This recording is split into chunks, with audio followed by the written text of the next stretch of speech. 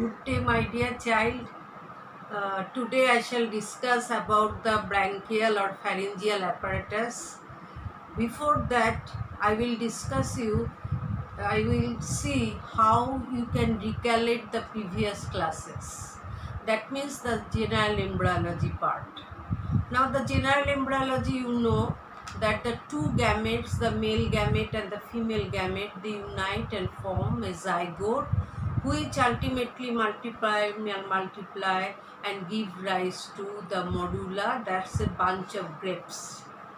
And these grapes acquire two cavities within, and they forms the amniotic cavity and the yolk sac cavity. Now you all know that these cells, that is like a laddu, you will see the bodia laddu, and here you will get the embryoblast and the trophoblast. The word embryoblast means that gives rise to the human being. First the embryo, then the fetus, and then the child, the neonate.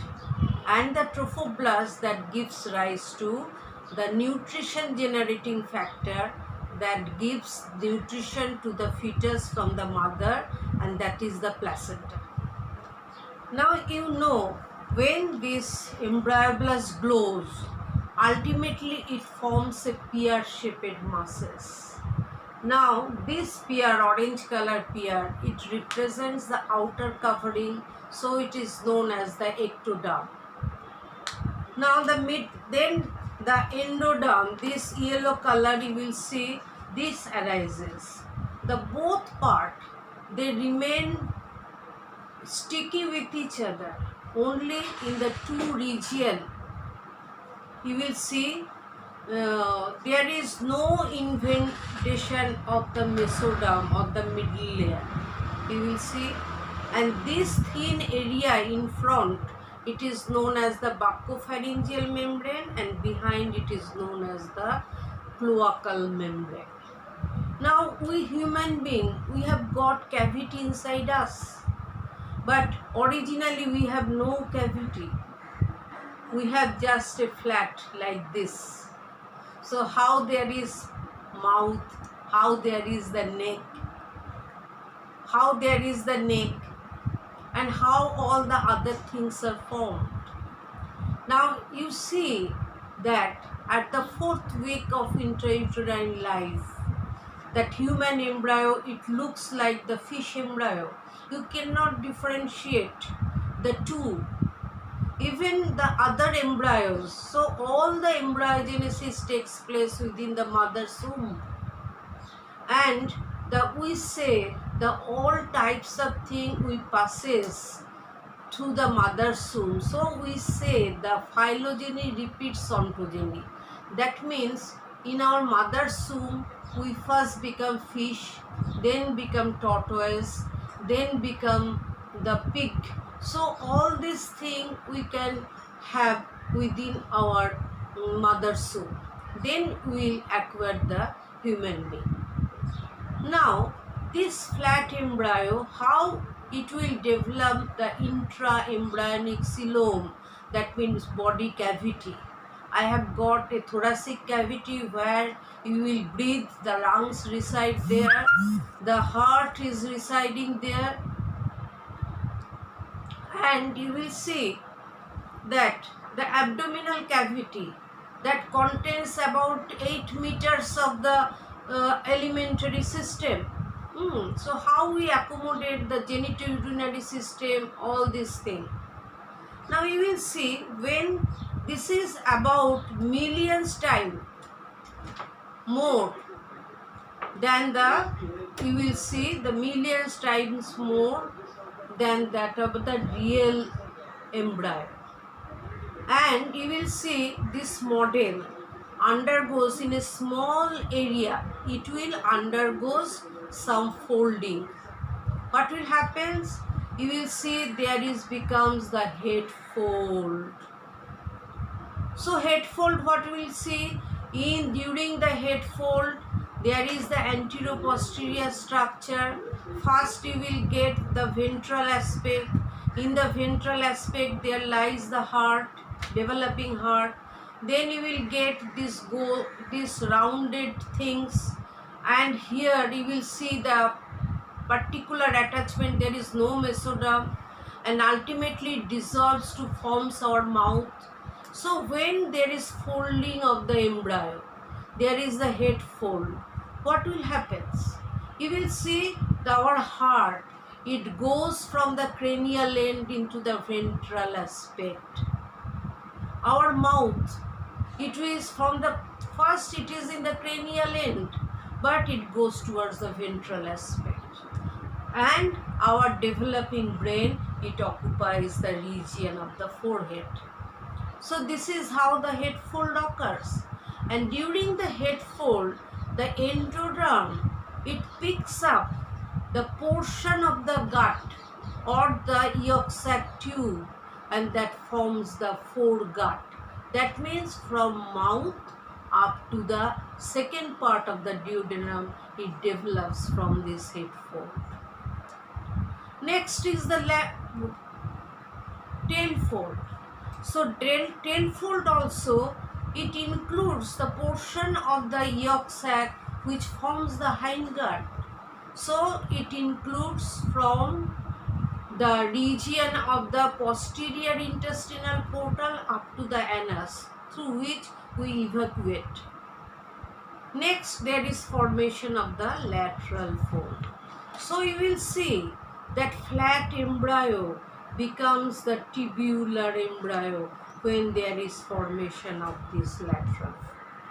So now within the human being, the cavity is developed, and that cavity is partitioned, forms the pericardial cavity containing heart, the pleural cavity containing the lungs, and the peritoneal cavities containing all the structure of the GI tract except mouth. And you will see it will includes the genitourinary system and the glands. So this is how you will see that at first the embryo, or when it becomes fetus, it is like a chicken tidbits, or you will see like a Mughlai parota. So this is the first look of the human being. And this is changed. How it is changed? So there is no neck, no head, nothing. So there is appearance of some mesodermal thickening, and this mesodermal thickening lies in the region here. The region I will show you in my neck. So this is known as the branchial apparatus or pharyngeal apparatus. First, there is appearance of 4 branchial or pharyngeal. We tell it the pharyngeal because we have no branchia. Only in the fish stage there is the branchia that gives rise to gills, and the fish respirate through the gills. But what happened? You will see this branchial apparatus, there are 5 thickenings. You will see the first arch, the second arch, the third arch, the fourth arch, and the fifth arch. Between this thickening, you will see the ectoderm, it goes inside, and inside this you will get, there is the cleft-like structure known as the branchial or pharyngeal cleft. Inside you will see, on the inner aspect you will see endoderm lines the branchial arch, and this endoderm, it introduces within this cavity and forms the endodermal pouches. So branchial apparatus, it consists of pharyngeal arches, pharyngeal cleft on the outer aspect, and pharyngeal pouches on the inner aspect. Now how this is changed during the fetal life? You will see the center part of the cavity, the mesoderm change forms a thickening, and that forms the cartilage. What is the cartilage? In the first arch, this is known as the Meckel's cartilage. In the second arch, it is known as the Richter's cartilage. And so this is the going on. And you will see the fourth and the fifth arch disappears, and ultimately we'll get the fourth arch. Now within this mesodermal thickening, the corresponding artery nerve goes. So you will see this is the artery, this is the arch artery, this is the arch nerve. So you will know there are aortic arches when you will see the development of the heart. So from the truncus arteriosus, there is the first aortic arch. Now all this first aortic arch, ultimately it gives rise to disappears, and ultimately it gives rise to maxillary artery, which lies in the region of the maxilla below the prominence, that is the zygomatic arch. You will see the prominence of the zygomatic arch beneath the skin. Next, you will see the nerve. So nerve, corresponding nerve, you will see it will goes. Now the first arch nerve, what is the nerve? This is the nerve which is known as the muscles that gives to the muscles of mastication, that is known as the mandibular nerve. Now what are the muscles of mastication, my dear child? You will know that you are chewing. So during the chewing you can feel this is the temporalis muscle, this is, and this is the masseter. And when you will do the side to side movement, when you are taking the chicken lollipop, you are moving your jaws, and you will see this movement, the side to side movements is taking place by the two pterygoid muscle, that is known as the lateral pterygoid and medial pterygoid. Now what are the derivatives of the first arch? The skeletal derivative, you will see the first arch skeletal derivative is the two small bones of the middle ear, and they are small and tiny, you never imagine. And this is the incus and the malleus, you will know. And other bones you will see, we will see the upper jaw, that is the maxilla, the part of the temporal bone and part of the mandible. So there is formation of some facial skeleton. Now you will see the maxillary artery that supplies the region of the face. So that is the arterial derivative.